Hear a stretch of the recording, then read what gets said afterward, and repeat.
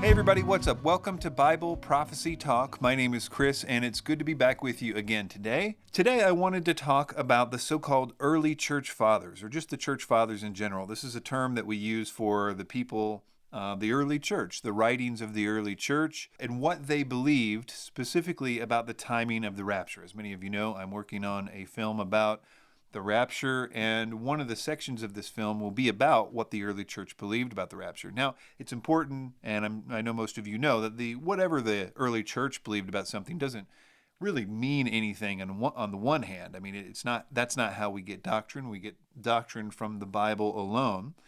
That being said, all the doctrines that we hold today, we can find some evidence for in the church fathers, and it would be weird indeed to believe something today fervently, some doctrinal belief that had no history in the early church. That would be a weird thing. So the question is, what did the early church believe? And I guess I should make this distinction. The church fathers' writings are sometimes grouped into various groups, but probably the most important of these groups is sometimes called the Ante-Nicene fathers. Anti meaning before Nicaea, the Council of Nicaea. So this is the first 300 years or so of the early church. And the reason there's a hard distinction there is because somewhere around there, around Nicaea, not necessarily because of Nicaea, but somewhere around there, they started interpreting the Bible in a much more allegorical way. Some early teachers like Origen and Augustine later on really kind of embraced this allegorical interpretation of the Bible. So, for example, the Ante-Nicene fathers, the early guys, they looked a lot like we do today. They believed they were premillennial. They believed that there would be a future 1,000-year reign, that the Antichrist was going to come in the future, that there was going to be a rapture. You know, they believed kind of what we futurist Christians believe today.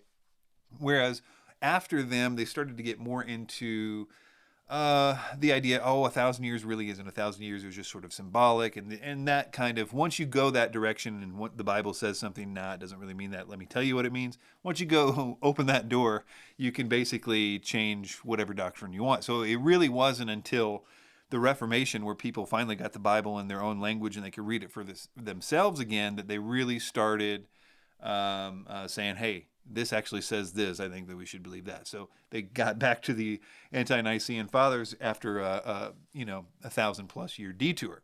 So the big question is, what did the early church believe about the timing of the rapture? And just to kind of set the stage a little bit further, pre-wrathers, post-tribbers, mid-tribbers have been saying forever that there's no evidence of pre-tribulationalism anywhere in the early church writings. Not the early church, not the Middle Ages church, not the anywhere church fathers, up until the early 1800s with the Plymouth Brethren and Darby. But on the other side, pre-tribbers seem to constantly be publishing articles in these peer-reviewed journals like Bibliotheca Sacra at Dallas, or the pre-trib resource center with Thomas Ice, or this one we're going to deal with today.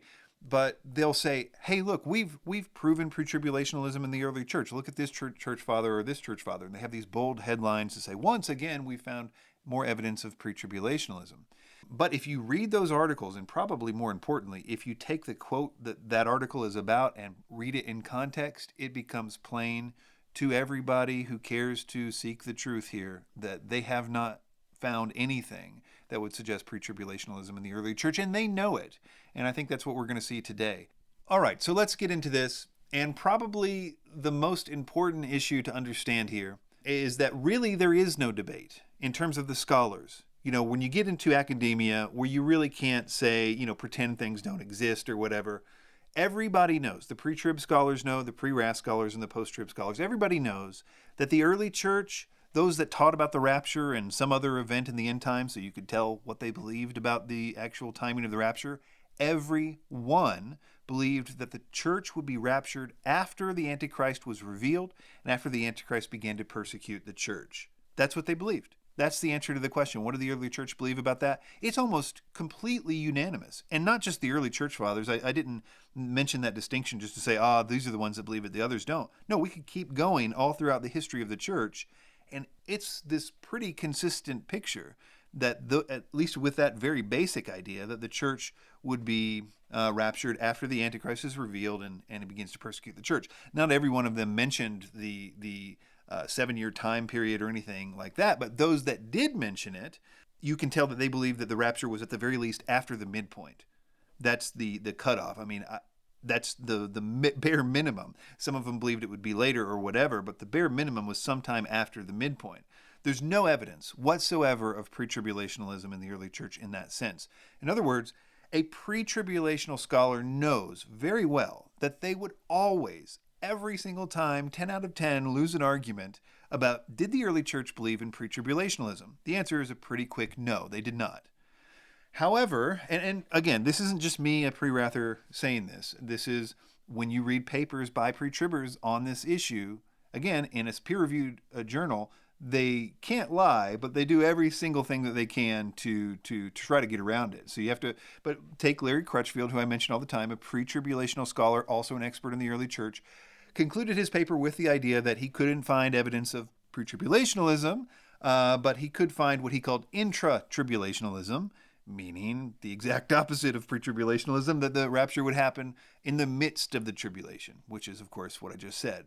And then another paper, kind of the updated version of that from James Stitchinger. This is a paper from Master's Seminary, and I talk about that a lot in the film. I kind of use it as a template, and I like it because it is more contemporary. It's taking Crutchfield and building on it. And he agrees at the beginning of his paper anyway, he says, and most would see the church suffering through some portion of the tribulation period. So he reluctantly doesn't go into much detail about what that means or whatever, but he says, yeah, there is some. Okay, well, they believe they'd be raptured through some portion of the tribulation period. So again, how do you define pre-tribulationalism? And I would say that a very a lenient definition would have to be before the tribulation. And of course, in pre-tribulationalist speak, the tribulation means the entire 70th week of Daniel. So the rapture has to occur before the 70th week of Daniel. But even more fundamentally, I think that they would agree that it can't be pre-tribulational if the church is being persecuted by the Antichrist. I think that's just a deal breaker. It's just not a pre-tribulational rapture if the rapture actually comes after the Antichrist begins persecuting the church at the midpoint. There's just a million things that are anathema to a pre-tribber in that statement, right? So it's just fundamentally not true. So I won't say all pre-tribulational scholars know this, because not all pre-tribulational scholars specialize in the church fathers. But of those that do, this is common knowledge, and they admit as much in their papers. So in order to get around this, the first thing that they need to do is minimize any talk about what I just said about what the early church really believed. They won't deny it. They'll just not offer any of that up free of charge, you know. Even in these papers that are on that very subject, that as a normal course in research would bring up those kinds of things. It's just, I mean, other than those one lines that basically have to admit it, the early church actually believed that the rapture would happen during the tribulation. You know, one line that shows that they really know the truth.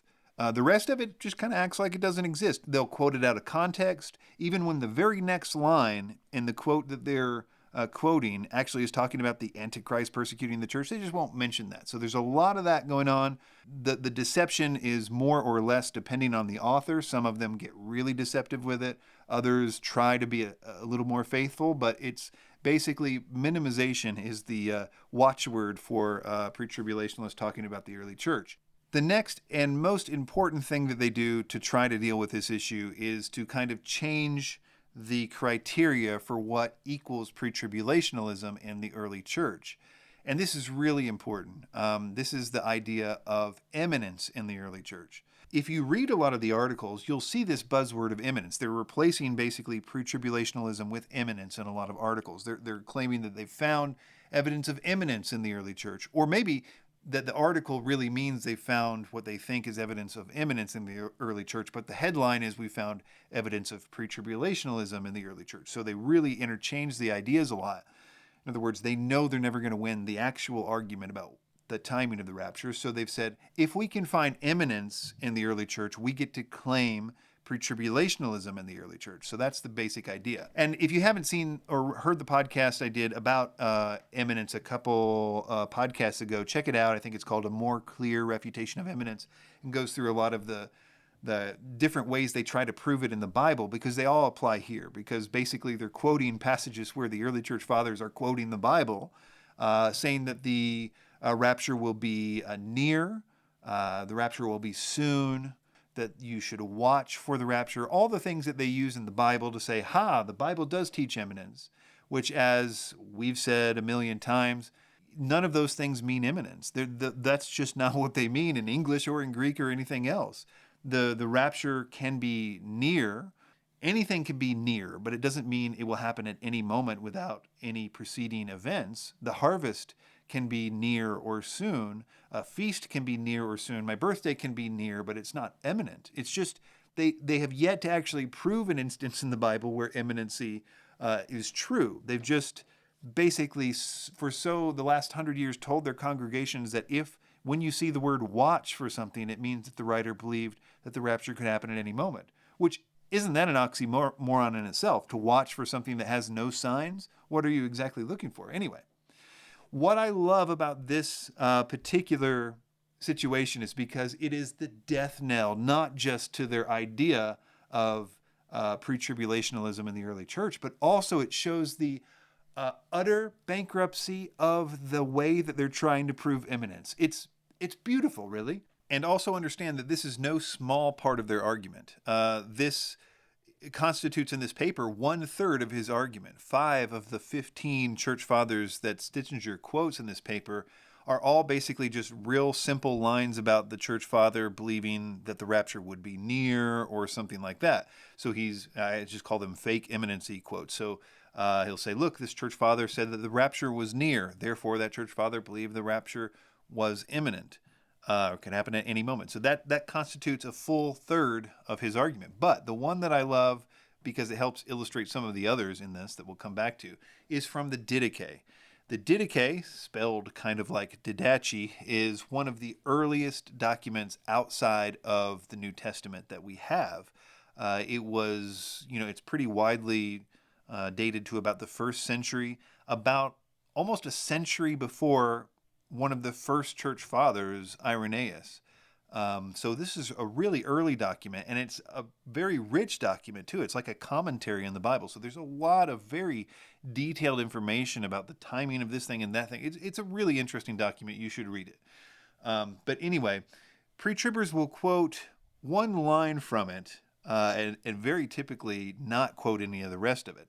The line that they quote, well, let me read what Stitchinger in this paper says of this first. He says, the final chapter of the Didache provides, quote, one of the clearest and most comprehensive statements on imminency. So he is saying that this is going to show us that they really believe that the rapture could happen at any moment with no preceding signs. And he quotes this line, be watchful for your life.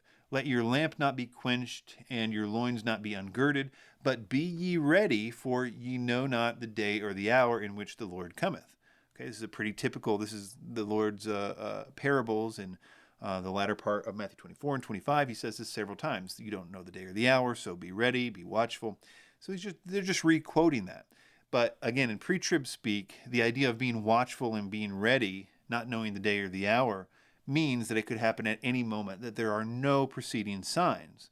So that's what he said. He said this is one of the clearest and most comprehensive statements of imminency. So as I said, this shows how utterly bankrupt this way of proving imminency is, because they don't quote the rest of the Didache and the lines after this, because then it gets into all the things that they think are going to happen. Starting in verse 3 in this chapter, for in the last days the false prophets and the corrupters shall be multiplied, and the sheep shall be turned into wolves, and the love shall change to hate, for as lawlessness increased, they shall hate one another and persecute and betray, and they shall appear, and then shall appear the deceiver of the world as a son of God, and shall do signs and wonders, and the earth shall give over into his hands, and shall commit iniquities which have never been seen since the world began.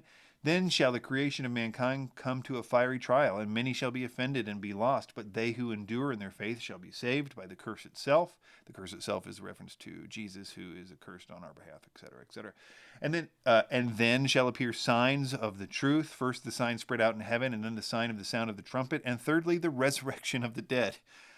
What I take from this is 18 signs Remember the thing that they're quoting is them saying to be watchful. Well, they're saying to be watchful of this no less than 18 signs that come before the rapture. I need you to get this. The pre-tribbers are saying that being watchful because you don't know the day or the hour, that means imminence. There's no arguing that in their mind. They can't prove it, but there's just no way to argue that. This person definitely, who wrote the Didache, did not believe that telling his readers to be watchful because they don't know the day or the hour, he definitely did not mean that as imminence, because he believes that there's signs, including the Antichrist, including the persecution of the church, including signs in the heavens and all kinds of stuff before the resurrection of the dead. He just did not believe in imminence, period. He does a similar thing with Barnabas. Barnabas is a guy who wrote around 117, 138, somewhere early 2nd century. And the quote that he uses in this paper is this. It says, "For the day is at hand on which all things shall perish with the evil one. The Lord is near and his reward." So the Lord is near and his reward, which is almost certainly talking about the rapture. And again, in the pre-trib mind, you can't say that the Lord is near. That means to them it's imminent. It can happen at any moment with no preceding signs. And first, I need you to realize how flimsy that concept is. Why have we continued to buy that him saying that the Lord is near means it is imminent? With the church fathers, we have this perfect way to show how dumb that is. Barnabas, if you read his writings, believed that the Antichrist was near. He talked a lot about the 10 kingdoms, the reign of the earth, and the one's going to rise up. And he was very concentrated on the Antichrist. He believed he was in the end times and that the Antichrist was going to show up next. So he was always telling his readers to prepare spiritually for that, for trying to face the Antichrist. So if Barnabas believed anything was imminent, it was the appearance of the Antichrist and the signs that Jesus talked about in the Olivet Discourse.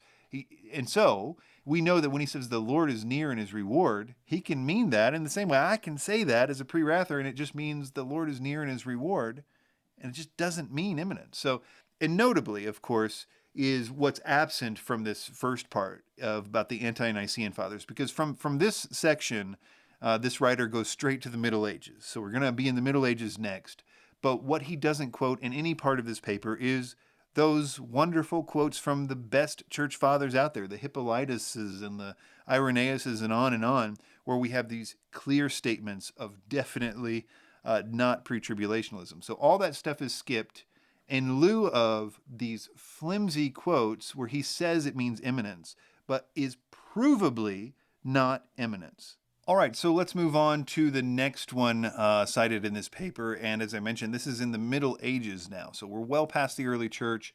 But this one is one that I think is kind of the centerpiece of pre-tribulational arguments about the early church. It's called Pseudo-Ephraim. And in this paper, he actually concludes the paper by citing this quote and saying, yeah, and this is why we now know that I've proven the case that pre-tribulationalism did in fact exist before Darby, and he mentions this in particular. So I mentioned that to say this is a big deal.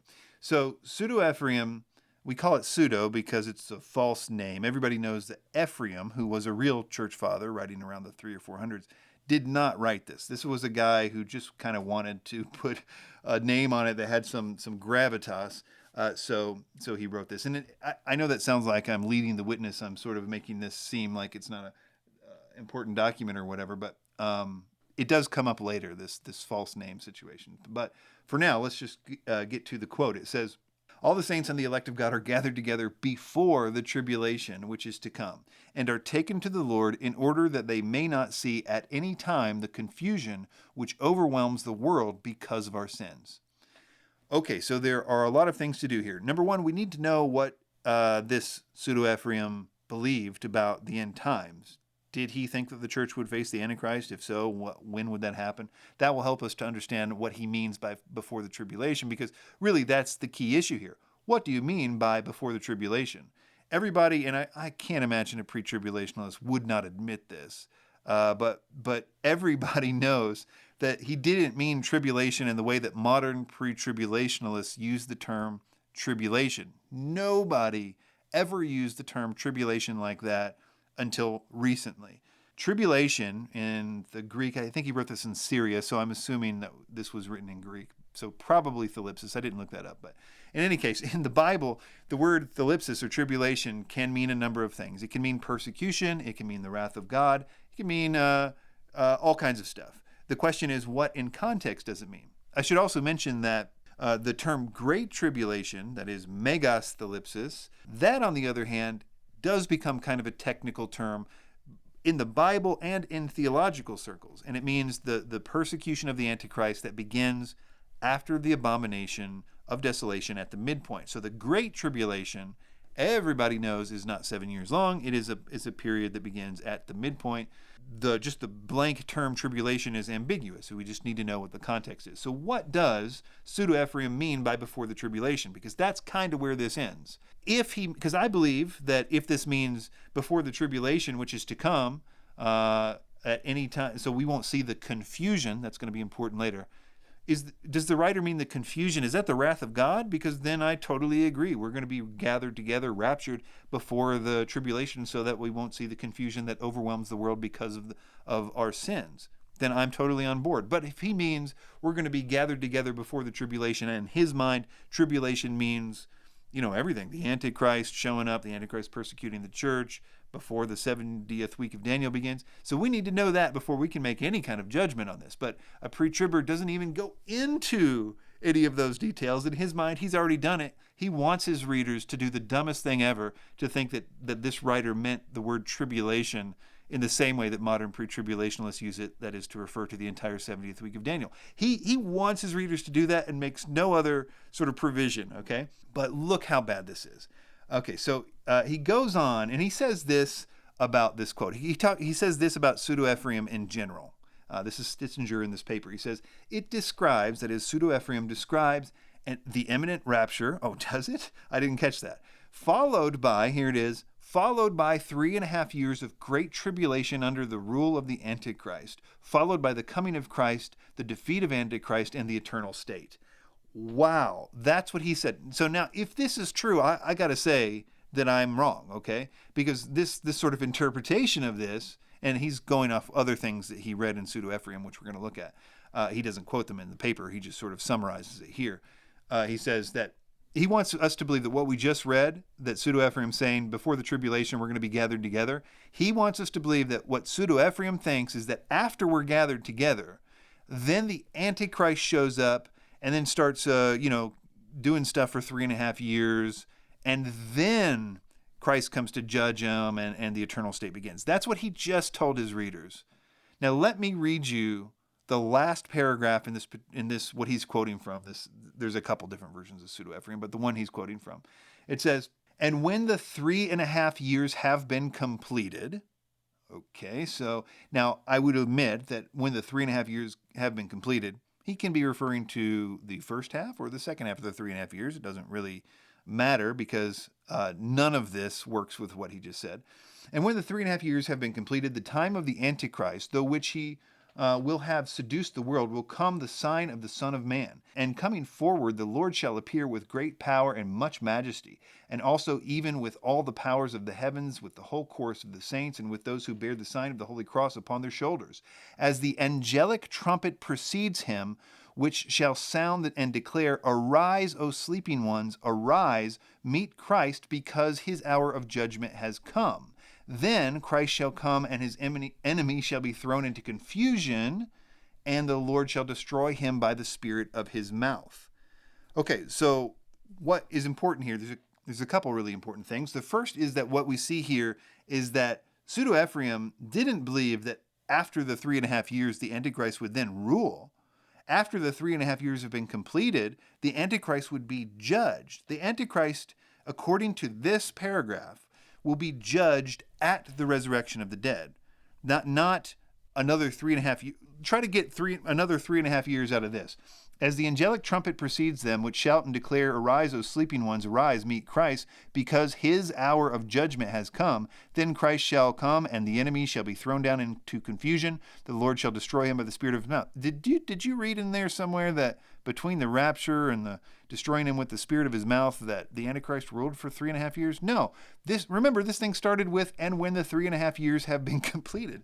He says the exact wrong thing. He tells his readers the exact wrong thing. He does not quote this. He doesn't want his readers trying to figure this out. Okay, look, I'm going to try to give him the benefit of the doubt here. I know I'm a little hot, and this issue does make me a little frustrated, I have to admit. But I want to give him the benefit of the doubt. This writing from Pseudo-Ephraim is actually a lot like another false writing from somebody called Pseudo-Methodius. They came out at the same time in Syria in the Middle Ages. And if you read them, they are hyper confusing to somebody who kind of has a biblical understanding of the end times. Because, and I talked about this in my book, The Islamic Antichrist Debunked, a big section about in that book is about this, idea about Islamic eschatology, the Mahdi, and all this stuff.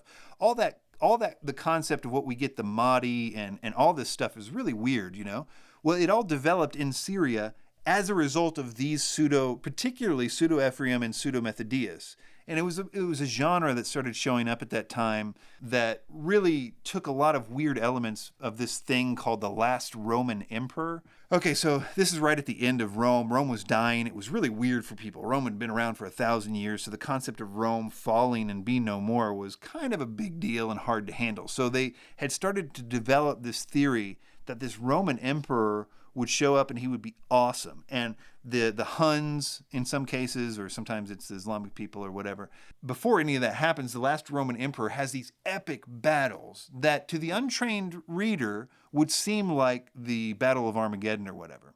But this human last Roman emperor will have these epic battles. He will defeat all these enemies. And then Rome will be restored to its former majesty and glory. And he's going to rule for like 7 to 10 years. And then after that's all done, then the Gog-Magog war will happen, which is another really sort of typical weird thing in these writings. And then after the Gog-Magog war, then the Antichrist shows up. Then you have the rapture, the return of Christ, etc., what we kind of commonly understand as the regular end times events. So if you want to look at it like this, there's all these weird false starts to the untrained eye. So a person like Stitzinger really could read this quote early on and think that what he's reading with the last Roman emperor trope of defeating the earthly enemies, he could think that that's Armageddon or something. If you don't know what you're reading, you could believe that, and maybe if you pretended like this last paragraph didn't exist, I could see how you could plausibly not feel too deceptive in saying what he said. So I'm trying to give him the benefit of the doubt. It is a kind of a weird concept. And I know I spent way too much time on this particular thing, but I did want to do one more thing with Pseudo-Ephraim, and that is to check our facts, to prove what I'm saying is true. And that is in this last thing, when he says, and the angelic trumpet precedes him, and which shall sound and declare, Arise, O sleeping ones, arise, meet Christ. The only hope for the pre-tribber here is to say, Chris, that's not the rapture, even though he's talking about the last trumpet and the resurrection of the dead, and arise, O sleeping ones, to meet Christ, which sounds a lot like the rapture. But their argument would have to be, no, he's talking about some, like, the resurrection at the end of the 70th week or something. Maybe the rapture happened earlier. Well, that's not a possibility because of this line. After he says, arise, O sleeping ones, arise, meet Christ, because his hour of judgment has come. Then Christ shall come, and the enemy shall be thrown into confusion. So we know that this trumpet sound and the rising of the sleeping ones is the rapture. Therefore, after the Antichrist and after the 3.5 years have been completed, because what we escaped by the rapture, according to this writer, which is, I guess, in his mind, what he thinks of as the wrath of God, is being thrown into confusion. The Lord shall destroy by the spirit of his mouth. So we're escaping confusion, according to this writer, which, again, look at that first quote that the pre-tribbers actually do quote, which says, all the saints and the elect of God are gathered together before the tribulation which is to come, and are taken to the Lord, in order that they may not see at any time the confusion. So it's a theme with this writer that the rapture is there to escape the confusion. And what that does is it allows us to look at this last paragraph and know exactly that what this writer's viewpoint was in terms of the timeline. And friends and neighbors, this ain't pre-tribulational one single bit. I don't want to bore everybody to tears here, so I will try to speed up here. Another 5 of the 15 quotes in this paper are from about 1586 to 1795, and they're from what are called premillennial historicists who believed in something called the pre-conflagration theory. Now, what's interesting about this, in this paper, he does not mention this. He wants his readers of this paper to just take these quotes at face value, to read whatever they want to read into them. He's leading them to believe something, that they meant something by these things. And let's see if I have a quote here at handy. This one is from Peter Jury, who died in 1713. He said, Christ would come in the air to rapture the saints and return to heaven before the Battle of Armageddon. First of all, there's nothing really particularly offensive about this. All of these quotes actually can be filed under the heading of, yeah, pre-wrath believes that too. So these aren't that offensive, but there's something even dumber going on here. Because, of course, pre-wrath believes that the rapture will happen before Armageddon. Really, this is like pre-tribs always do. They think that if they can show something that's against some post-tribulationalists, that somehow they've proven pre-tribulationalism. So some post-tribulationalists believe that Armageddon and the rapture are basically the same thing. So they think that by showing, hey, this writer believed that the rapture would happen before the Battle of Armageddon, looks like pre-tribulationalism is true. No, I mean, at best, it looks like, pre-wrath, and it looks like some guy in the 1700s believed that more like pre-wrath or pre-trib or mid-trib or basically anybody but some post-tribulationalists. So it's a dumb argument to begin with, and all of them are like that. But even worse, all of these 5 quotes, which one of them is the one he quotes and said, this is the greatest thing ever, come from this guy named Meade, who created this theory called the pre-conflagration theory. He, again, does not mention any of this in the paper, but what the pre-conflagration theory is basically that these people would be, right before the Battle of Armageddon, they would be raptured in the air, and it could be hours or something like that, maybe hours, maybe days at the most, but they're basically raptured and then they come right back down to earth. It is definitely not a pre-tribulational rapture, and it's actually interesting because Thomas Ice, who I typically don't agree with much, who is the pre-trib resource center guy, he wrote a paper which is effectively rebuking people like Stitchinger and others who use these particular 5 quotes and claim that they're supporting pre-tribulationalism because, as Ice, who is obviously a pre-tribber, notes, quote, Meade's interval, the pre-conflagration theory, between the rapture and the second coming is likely only hours or days, but not years as required by a pre-tribulational viewpoint. The second Peter 3:10 conflagration is a final destruction of heaven and earth in preparation for the millennium within Meade's system. He's also not mentioning that this conflagration is the wrath of God. That's what they're escaping, not the Antichrist persecution or anything like that. So there's just no reason for this to constitute 1/3 of his cherry-picked quotes from the church fathers that prove pre-tribulationalism. At best, this proves that there are some people in the 1700s that believe that the rapture would happen before Armageddon, and he's not telling people that these people were 180 degrees not pre-tribulational, and that the only thing that they're talking about escaping is the wrath of God. It's just borderline, I don't know, it's dishonest at best. There are just a few more here, and I'm just going to really quickly breeze through them because they are easily pushed aside. One is this Codex, I don't know if I'm going to pronounce this right, Amiantinus, written around 700 BC. It literally just mentioned the word rapture, rapturo, in the title, so it's in Latin, I guess. And I read through Stitchinger's argument. I mean, it just says rapture in the title. It doesn't talk about anything pre-tribulational, so that one is just like, what's this even doing here? One of them was a real deal cult leader in the 1300s. Even the guy that, and actually Alan knows and has talked to, Alan Kirshner knows the guy who actually found this quote in the early church, and says of this guy's views, if you read the rest of the paper, the guy clearly believed that he was in the last 3.5 years of the end time tribulation. So whatever he believed, it was definitely not pre-tribulationalism. And then the final one I have here, he talks about John Calvin. And the quote is, commenting on Christ's teaching on the Gospels, he writes, Jesus wishes the disciples to be uncertain as to his coming, but to be prepared to expect him every moment. So that every moment. And I have to admit, that's a little close for comfort in terms of imminence. And the thing about it is that I need to say this too, of course, that there's one sense in which the rapture will be imminent. Once the Antichrist begins to persecute the church, once the signs that Christ told us to watch for have happened, then the rapture really will be imminent.